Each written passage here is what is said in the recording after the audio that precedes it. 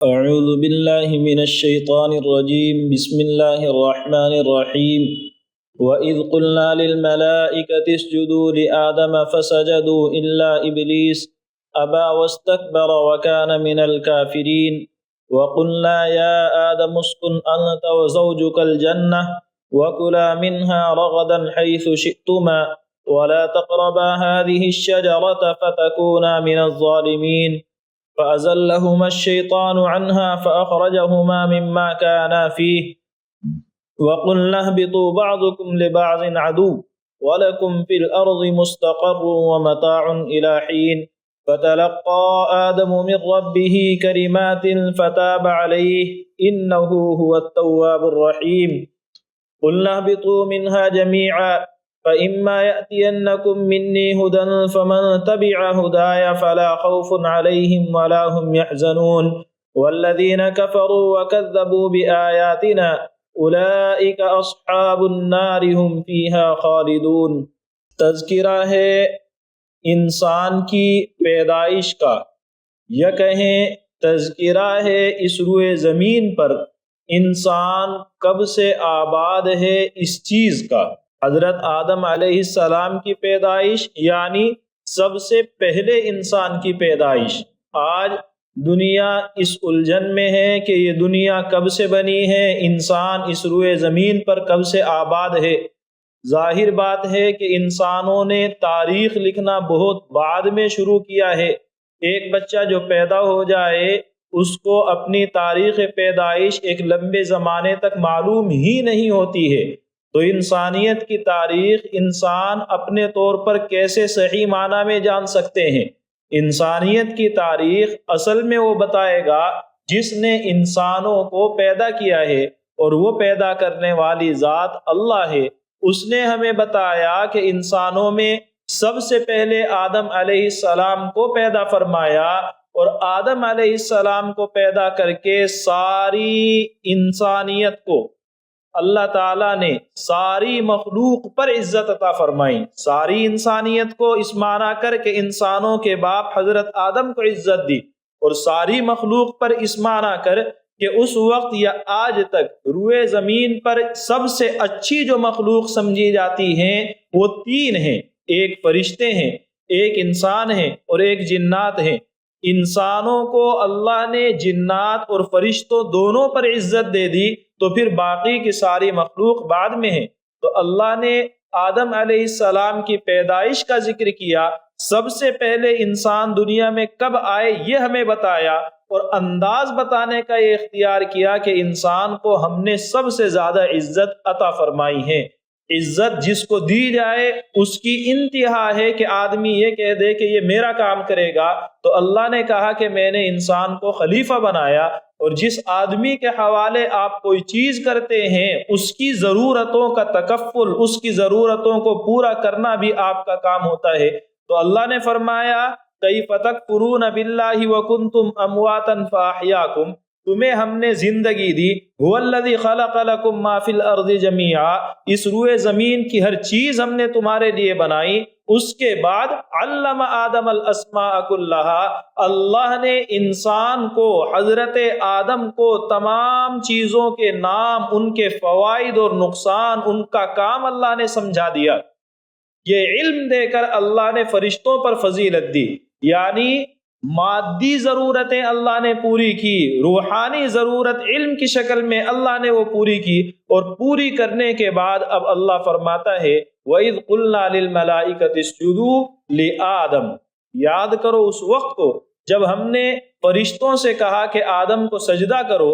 کیونکہ اب آدم کی برتری ظاہر ہو چکی ہے۔ جو سوال اللہ نے فرشتوں سے کیا ان سے جواب نہ بن پڑا، اور وہی سوال آدم علیہ السلام سے کیا، انہوں نے فوراً جواب دے دیا، اور سوال اور جواب جس چیز کے متعلق تھا وہ کوئی ایک دو چند چیزیں نہیں تھی، اور خاص بات یہ جتنی بھی چیزیں تھی فرشتے جواب نہیں دے سکے، آدم علیہ السلام نے جواب دیا۔ معنی یہ ہوئے کہ اللہ نے علم میں آدم کو فضیلت دی ہے، اس لیے اس علم کی فضیلت کو قبول کرو اور ان کے سامنے سجدہ کرو۔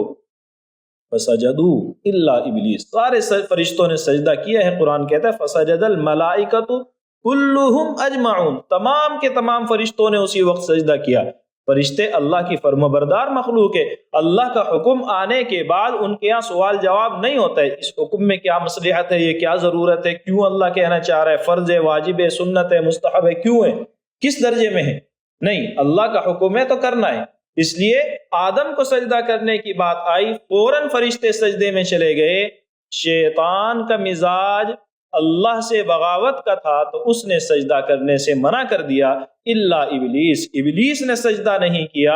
ابا واستکبر وکان من الکافرین، اس نے سجدہ کرنے سے منع کر دیا، تکبر کیا اور ہو گیا وہ کافروں میں سے، یا تھا وہ کافروں میں سے، یعنی اللہ کو تو پہلے سے معلوم تھا اور اس کا کفر لوگوں کے سامنے ظاہر ہو گیا۔ ایک بات یہاں پر یہ سمجھنے کی کہ آدم علیہ السلام کو جو سجدہ کیا وہ حقیقت میں اللہ کے حکم کی تعمیل تھی اور آدم کی عظمت کو ظاہر کرنا تھا، اور کسی کی عظمت اور بڑائی کو ظاہر کرنے کے لیے پہلے سجدے کرنے کی اجازت تھی، کیونکہ اگر کوئی اس عمل سے کہ ایک آدمی اس کی تعظیم کے لیے سجدہ کرتا ہے، یہ سجدہ جو تعظیم کے لیے ہوتے ہوتے اگر یہی چیز عبادت کی شکل اختیار کر جاتی،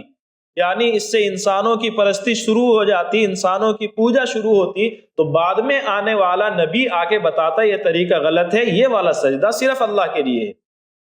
ایک سجدہ عبادت کا ہے جو حقیقت میں اللہ کا ہے، ایک سجدہ تعظیم کا ہے جو دوسرے کو ہوتا تھا اس وقت میں، لیکن یہی تعظیم والا سجدہ عبادت کا بنتا تو نبی آ کے سمجھاتا۔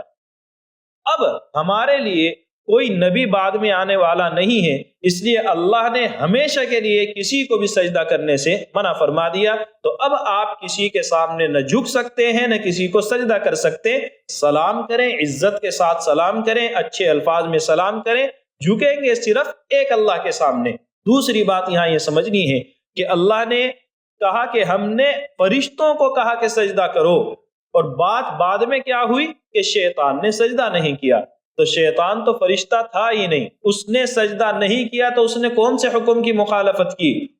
بہت آسانی کے ساتھ یہ بات سمجھ میں آ جاتی ہے، جب ایک مجمع میں کچھ بڑے لوگ ہوں اور کچھ چھوٹے ہوں، اور کوئی کام کرنے کے لیے بڑے آگے آ رہے ہوں تو پھر چھوٹوں کی بھی ذمہ داری ہوتی ہے کہ وہ بھی کرے۔ اللہ کے یہاں شیطان کو بھی معلوم ہے کہ میرا مقام فرشتوں کے بعد ہے، جب فرشتے سجدہ کر رہے ہیں تو مجھے بھی کرنا ہے، اسی لیے کہ شیطان یہی بات سمجھاتا جو ابھی بتائی ہے۔ شیطان نے یہ نہیں کہا کہ مجھے تو تو نے سجدہ کرنے کو کہا ہی نہیں، شیطان نے سجدہ نہ کرنے کی وجہ بتائی ہے کہ وجہ یہ ہے میں آگ سے بنا ہوں، یہ مٹی سے بنے ہیں، مٹی کی فطرت نیچے جانے کی ہے، آگ کی فطرت اوپر آنے کی ہے، یہ ساری وجہیں وہ بتا رہا ہے، یعنی وہ بھی سمجھ رہا ہے کہ یہ حکم میرے لیے بھی تھا۔ تو اللہ نے اصل میں تذکرہ فرشتوں کا کیا، لیکن بات یہ تھی کہ دوسری مخلوق کو بھی آدم کو سجدہ کرنا ہے، لیکن اس نے سجدہ کرنے سے منع کر دیا اور ہو گیا اب سے وہ کافروں میں سے۔ اب آپ غور کریں، فرشتوں کی جماعت میں شیطان کا ایک مقام تھا، شیطان کسی زمانے میں طاؤوس الملائکہ یعنی فرشتوں کے یہاں ایک ممتاز شخصیت کا حامل سمجھا جاتا تھا، ایک نمایاں آدمی، ایک نمایاں کردار شیطان کو سمجھا جاتا تھا۔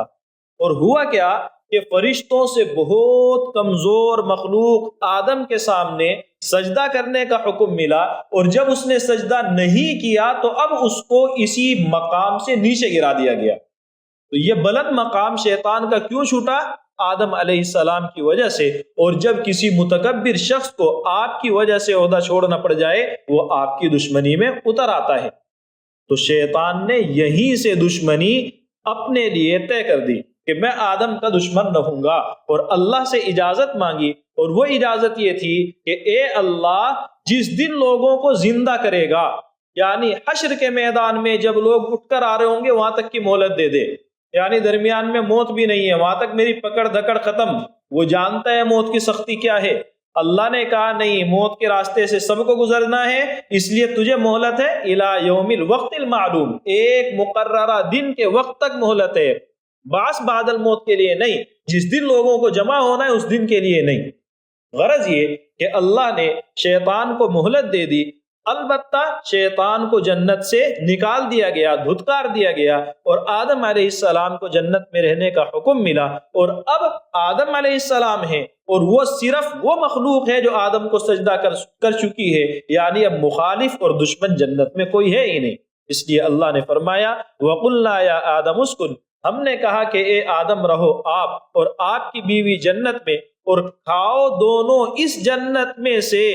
رغدن با فراغت،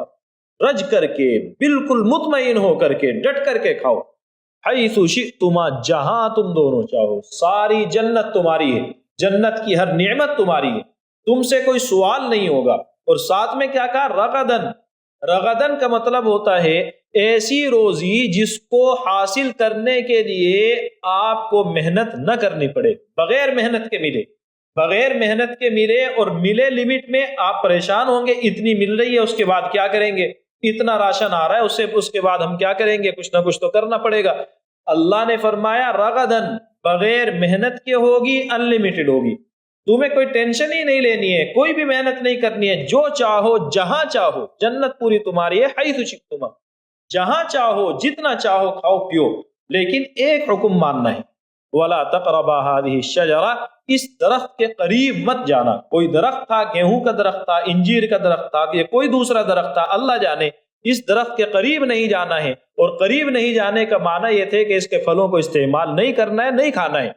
فَتَكُونَ مِنَ الظَّالِمِينَ، اگر آپ نے ایسا کیا کہ اس درخت کے قریب چلے گئے تو آپ ہو جائیں گے ظالموں میں سے، یعنی اللہ کے حکم کی مخالفت ہو جائے گی اور اس کی سزا آپ کو جھیلنی پڑے گی۔ غرض یہ کہ آدم علیہ السلام کو اللہ نے یہ مقام دیا، جنت میں با فراغت مطمئن ہو کر رہنے، سہنے، کھانے پینے کا موقع اللہ نے دے دیا، لیکن شیطان جو دشمنی میں کھل کر کے آ گیا تھا، اب وہ شیطان اپنے کام پر لگا، آدم علیہ السلام کو بہکانے لگا، اور ایک اچھے ہمدرد کی شکل میں آیا، انی لکما لمن الناصحین، میں تمہارا خیر خواہ ہوں، تمہاری بھلائی کے لیے بات کر رہا ہوں، اور هل ادلک علی شجرۃ الخلد، ایسے درخت کے بارے میں بتا رہا ہوں جس کو کھا کر کے آپ ہمیشہ رہو گے۔ جب یقین دلایا کہ میں آپ کا ہمدرد ہوں، یہ یقین دلایا کہ اس درخت کو کھانے کے بعد ہمیشہ کی زندگی ہے۔ آدم علیہ السلام کے ذہن میں سوال تو آیا تھا کہ اللہ نے تو اس درخت کے کھانے سے منع کیا تھا، اس نے ذہن بنایا ہوگا کہ یہ والا درخت تھا، صرف یہ والا، اس جیسے دوسرے درخت سے تھوڑا ہی منع کیا ہے۔ اب یہاں اس بات کو اس نے ایسے ڈھنگ سے پیش کیا کہ آدم علیہ السلام بہک گئے، اور بہکنے کے بعد اس درخت کا پھل کھا لیا۔ فَأَزَلَّهُمَا الشَّيْطَانُ، تو شیطان نے ان دونوں کو اس جنت سے پھسلا دیا۔ فَأَخْرَجَهُمَا مِمَّا كَانَا فِيهِ، اور ان دونوں کو ان نعمتوں سے نکال دیا جن نعمتوں کے اندر وہ تھے۔ شیطان نے نہیں نکالا ہے، شیطان نکلنے کا ذریعہ بنا ہے، اسی ذریعے کو اللہ نے اصل یہاں پر بنا دیا کہ شیطان نے ایسی حرکت کی کہ وہ دونوں وہاں سے نکلنے کے حالات ان کے پیدا ہو گئے۔ وَقُلْنَا اهْبِطُوا بَعْضُكُمْ لِبَعْضٍ عَدُوٌّ، اب ہم نے کہا کہ جاؤ یہاں سے نکلو، اهْبِطُوا، اتر جاؤ۔ اترنے کا مطلب ہوتا ہے ایک آدمی اوپر ہے، نیچے آ رہا ہے، جنت اوپر ہے، نیچے ہے، ابھی یہ چیز واضح نہیں ہے کہیں بلند مقام ہے، لیکن اترنے کا ایک معنی یہ بھی ہوتا ہے جو آپ بھی اپنی زبان میں استعمال کرتے ہیں۔ جب کوئی شخص بہت لمبی لمبی پھینک رہا ہوتا ہے تو آپ کہتے ہیں بھائی نیچے نیچے، حالانکہ وہ زمین پر بیٹھا ہے، پہلے اس سے نیچے کہاں جائے گا؟ قبر میں تو نہیں جانا ہے، لیکن پھر بھی آپ کہتے ہیں کہ نیچے۔ اس کے معنی یہ ہے کہ آپ اس کو یہ تصور کر لیتے ہیں کہ اپنی باتوں کے ذریعے یہ اڑنا چاہ رہا ہے، اپنا مقام بلند دکھانا چاہ رہا ہے، تو آپ کہتے ہیں اپنی حیثیت کو دھیان میں رکھ اور نیچے رہ۔ تو آدم علیہ السلام کو اللہ نے جنت دی جو دنیا کی نعمتوں سے بہت اونچا مقام ہے، اس اونچے مقام سے اس نیچے والے یعنی کم درجے کے مقام میں اتر جاؤ۔ بعضکم لبعض عدو، تم میں سے بعض کے دشمن ہوں گے، بعض کے دشمن یعنی اب آپ کی اولاد پیدا ہوں گی، نسلیں ہوں گی، اور ان میں دشمنی پھیلے گی، ایک دوسرے کے خلاف آئیں گے، اور آنا پڑے گا، ہر شخص کو آنا پڑے گا۔ کوئی آئے گا ظلم کرنے کے ارادے سے، اور آپ یہ چاہیں میں کسی سے نہیں الجھوں گا، تو لوگ آپ کو کھا جائیں گے، آپ کی جائیدادیں کھا جائیں گے، آپ کا راحت اور سکون کھا جائیں گے، اور بھی کچھ نہیں ہے، بیٹھے ہوئے بغل میں کون ہی ماریں گے، ادھر کھسک جاؤ، آپ کھسک گئے تو چوڑے ہو کر کے بیٹھیں گے اور پھر کہیں گے اٹھ کر کے دفع ہو جاؤ۔ جب اس درجے میں آپ آ جائیں گے تو آپ کو مقابلہ کرنا پڑے گا، جھگڑا ضرور ہوگا، کچھ ظلم کرنے کے لیے لڑیں گے اور کچھ اس ظلم کو روکنے کے لیے لڑیں گے۔ کچھ لوگ ہوں گے جو آپ کو دعوت دیں گے، سبق سکھائیں گے، امن کے ساتھ میں رہو، شانتی کے ساتھ میں رہو، اور جب آپ شانتی کے ساتھ رہیں گے وہ آپ کو آپ کے گھروں میں آ کر کے پریشان کریں گے۔ اب یہاں دیکھنا یہ ہے کہ جب لڑنا ہی مقدر ہے تو کون وہ شخص ہے جو ظلم کے لیے لڑتا ہے، اللہ کے کٹہرے میں مجرم بنتا ہے، اور کون وہ شخص ہے جو عدل کے لیے، اس ظلم کو مٹانے کے لیے لڑتا ہے اور اللہ کے یہاں بڑا مقام پاتا ہے۔ تو اللہ نے فرمایا کہ اتر جاؤ اس حال میں کہ تم میں سے بعض کے دشمن ہوں گے، وَلَكُمْ فِي الْأَرْضِ مُسْتَقَرٌّ، تمہارا ٹھکانہ اب زمین کے اندر ہے، وَمَتَاعٌ إِلَىٰ حِينٍ، ایک وقت تک تمہیں وہاں رہنا ہے، فائدہ اٹھانا ہے۔ دنیا کی جو نعمتیں چھوٹی موٹی جس کو تم بڑی سمجھتے ہو وہ بھی چھوٹی ہی ہیں، آخرت میں جو نعمتیں ملیں گی تب تمہیں ان چیزوں کی حقارت سمجھ میں آئے گی۔ تو یہ ساری نعمتوں سے متاعن، فائدہ اٹھانا ہے، کب تک؟ الی حین، ایک وقت تک کے لیے۔ ایک وقت آئے گا ساری نعمتیں چھوڑ کر ہمارے پاس آؤ گے۔ آنے کی شکل دوسری آیت میں بھی آتی ہے، اللہ نے فرمایا جب آدم علیہ السلام کو اللہ نے جنت میں سے نکال دیا، یعنی ان سے غلطی ہو گئی اور غلطی کی سزا مل گئی، اب یہاں آدم علیہ السلام کا جو مزاج تھا اللہ نے اس کو ذکر کیا، فَتَلَقَّى آدَمُ مِن رَبِّهِ كَلِمَاتٍ فَتَابَ عَلَيْهِ۔ آدم علیہ السلام پریشان ہو گئے کہ مجھ سے اتنی بڑی غلطی کیسے ہو گئی؟ اللہ نے سزا تو دے دی لیکن اس اللہ کے علاوہ تو کوئی رحم ہے ہی نہیں، اس اللہ کو تو منانا ہے، اگر میں نے اس کو نہیں منایا تو میری مشکلات بڑھیں گی گھٹیں گی نہیں، تو کیسے مناؤں؟ اب یہاں آپ غور کریں، ایک مزاج شیطان کا ہے، آدم علیہ السلام کو سجدہ کرنے سے منع کیا، اللہ کی نافرمانی کی۔ ہونا چاہیے تھا جب جنت سے نکال دیا گیا تو احساس ہوتا، اللہ کو مناتا، لیکن اس نے کہا مجھے ایک موقع دے، میں سارے انسانوں کو جنت سے نکال دوں گا۔ آدم علیہ السلام سے غلطی ہوئی، جنت سے نکالے گئے، لیکن فوراً دل کے اندر ندامت، شرمندگی، رو رہے ہیں، پریشان ہیں۔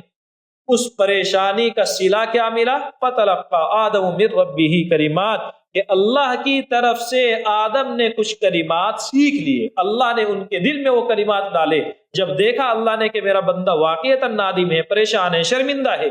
اب اللہ نے وہ کلمات سکھائے کہ ان کے ذریعے توبہ کرو، میں توبہ قبول کر لوں گا۔ اور وہ کلمات 8ویں پارے کے اندر ہیں، ربنا ظلمنا انفسنا وان لم تغفر لنا وترحمنا لنکونن من الخاسرین، اے اللہ ہم نے اپنے اوپر ظلم کیا ہے، مجھے تو نے بہت صاف صاف سمجھایا تھا کہ میں یہ نہ کھاؤں، لیکن کھا لیا، غلطی ہو گئی، کسی کے بہکاوے میں آ گیا، نقصان میرا ہے، میری غلطی سے ہوا ہے۔ ظلمنا انفسنا، مجھ پر میری طرف سے غلطی ہوئی ہے، ظلم ہو گیا، لیکن وَإِن لَّمْ تَغْفِرْ لَنَا وَتَرْحَمْنَا، اے اللہ تو نے معاف نہ کیا، تو نے ہمارے اوپر رحم نہ کیا، نقصان ہمارا ہے، تیرا کچھ نہیں بگڑے گا، تو نے رحم کر دیا، ہمارا بیڑا پار ہو جائے گا، تیرے خزانے میں کوئی کمی نہیں آئے گی۔ تو اپنی عاجزی، بے بسی اللہ کے سامنے ظاہر کی، فتاب علیہ، اللہ نے ان کی توبہ قبول کی، انہ هو التواب الرحیم۔ اور یہ صرف آدم کے لیے نہیں ہے، تمہارے لیے بھی ہے، ہر وہ شخص جو جب بھی توبہ کرے گا اللہ اس توبہ کو قبول کرے گا، توبہ سچی ہونی چاہیے، کیونکہ وہ توبہ قبول کرنے والا ہے اور رحم کرنے والا ہے۔ البتہ توبہ قبول ہونے کا مطلب واپس جنت ملے گی، ڈائریکٹ ایسا نہیں ہے، ابھی جنت ملی تھی ڈائریکٹ، اب جنت کے لیے آپ کو عمل کرنا پڑے گا، محنت کرنی پڑے گی۔ قُلْ اهْبِطُوا مِنْهَا جَمِيعًا، ہم نے کہا کہ اس جنت سے سب کے سب نکل جاؤ۔ اب اگر تمہارے پاس میری طرف سے ہدایت آئے گی، انبیاء آئیں گے، جیسے خود آدم علیہ السلام کے پاس اللہ نے ڈائریکٹ فرشتوں کے ذریعے ہدایت دی، بعد کے انبیاء آئیں گے جو ساری انسانیت کو سمجھائیں گے، تو وہ ہدایت آئے گی، فَمَن تَبِعَ هُدَايَا، تو جو شخص میری ہدایت کی پیروی کرے گا تو اب ان کے اوپر نہ کوئی خوف ہوگا، نہ وہ غمگین ہوں گے، واپس انہیں یہی جنت مل جائے گی، محنت کے بعد ملے گی اور واپس ملے گی یہی۔ لیکن اس مرتبہ جو ملی تھی اور بعد میں جو ملے گی، ان دونوں میں یہ فرق ہے کہ اس مرتبہ غلطی کرنے پر نکال دیا گیا ہے، بعد میں جو ملے گی محنت سے ملے گی، لیکن کبھی نکالے نہیں جاؤ گے۔ جو جنت میں چلا گیا خالدین فیہا ابدا، اب وہ ہمیشہ رہے گا۔ واپس آنا ہے، نیک اعمال کر کے آنا ہے، اللہ کی ہدایت پر چل کے آنا ہے۔ والذین کفروا وکذبوا بآیاتنا، اور وہ لوگ جنہوں نے ہماری آیتوں کو جھٹلایا، اللہ کا انکار کیا یا اس کے رسول کا انکار کیا یا آخرت کا انکار کیا یا جن چیزوں پر ایمان لانے کا اللہ نے حکم دیا ان میں سے چند چیزوں کا انکار کر دیا، اولئک اصحاب النار، وہ لوگ جہنمی ہیں، وہ اس میں ہمیشہ ہمیشہ رہیں گے۔ یعنی اللہ نے صاف کر دیا جنت میں ابھی تک تھے، اب آپ کو دنیا میں جانا ہے، جب وہاں جانے کے بعد واپس آؤ گے تو یہ دنیا سے واپسی پر جو جنت ملنے والی ہے وہ فرما برداروں کو ملے گی، نافرمانوں کا ٹھکانہ وہ ہوگا جو شیطان کا ٹھکانہ ہے، اور اب ان کو ہمیشہ ہمیشہ جہنم میں جانا ہے۔ لیکن جنت چاہیے، فمن تبع ہدایا، ایک راستہ ہے، میری ہدایت کی پیروی ہے، اور وہ ہدایت جو رسولوں کے ذریعے سے آئی ہے۔ اللہ کے رسول صلی اللہ علیہ وسلم کی ایک حدیث آپ کے ذہن میں ہوگی کہ اللہ کے رسول نے ایک موقع پر ایک لکیر کھینچی اور اس کے دونوں طرف چند لکیریں کھینچی، اور آپ نے سمجھایا کہ یہ ہے سیدھا راستہ۔ سیدھا راستہ اللہ کی ہدایت۔ راستے کا مطلب آپ سمجھتے ہیں؟ راستے کا مطلب ہوتا ہے کہ وہ منزل نہیں ہے۔ اللہ سے ہم نماز میں راستے کی دعا کرتے ہیں، تو راستے پر تو آپ کبھی بھی نہیں رکیں گے۔ آپ یہاں سے دہلی جا رہے ہیں تو آپ کا مقصد دلی ہے، راستہ نہیں ہے۔ وہ راستے کو آپ کروس چاہے فلائٹ کے ذریعے کریں، ٹرین کے ذریعے کریں، چاہے آپ گاڑی کے ذریعے کریں، پیدل کریں، جیسے بھی کرنا ہے، راستہ مقصد نہیں ہے۔ آپ کو جانا دلی ہے تو منزل مقصود ہوتی ہے، راستہ مقصود نہیں ہوتا۔ تو یہاں بھی یہ ایک راستہ جو اللہ کے رسول نے سمجھایا، وہ راستہ آپ کو جنت میں لے کر کے جائے گا، وہ مقصود ہے، اور وہاں بھی حقیقت میں اللہ کی خوشی مقصود ہے۔ اور جو دونوں طرف راستے بہک جاتے ہیں وہ راستے جہنم کے ہیں، جہاں اللہ کی طرف سے عذاب ہے، اللہ کی ناراضگی ہے۔ تو آپ کو کوشش کرنی ہے ہمیشہ اللہ کے حکم پر چلنا ہے، اللہ کے رسول کی سنت پر چلنا ہے۔ جب سنت پر چلیں گے تو یہ ایک راستہ جو سیدھا جنت میں جاتا ہے وہ آپ سے چھوٹے گا نہیں، یقین کے ساتھ آپ اپنی منزل کو پالیں گے۔ اللہ تعالی ہمیں ان باتوں کو سمجھنے کی، قدر کرنے کی، عمل کرنے کی توفیق عطا فرمائے۔ وآخر دعوانا ان الحمد للہ رب العالمین۔